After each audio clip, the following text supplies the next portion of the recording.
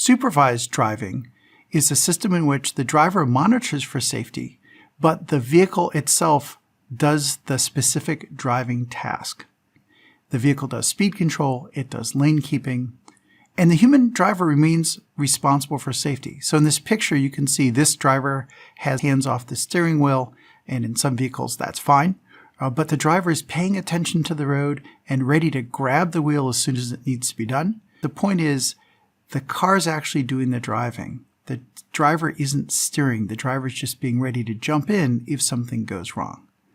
In particular, the driver can expect to have to intervene for edge cases, things that were gaps in the design or things the designers didn't even think of that will happen in the real world.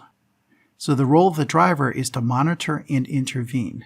Now the vehicle has to get out of the way and let the driver start driving if the driver wants to, and the ISO 26262 functional safety standard will help with doing that.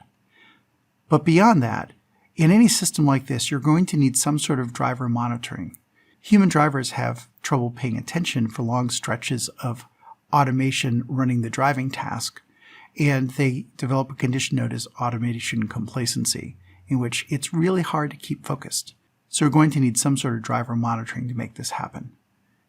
Also, much more relevant here with supervised driving is safety of the intended function, SOTIF. ISO 21448 is the standard related to that. The idea here is that even if the car is operating perfectly, there may be gaps in its capabilities that it can't drive in some conditions, or a radar won't always see an object on every single pulse, and so on. Some of this happens a little bit with assistive, but in supervised driving, this becomes front and center because the car is responsible for tracking all the objects and getting it right all the time or almost all the time so that the driver doesn't have to continually take over.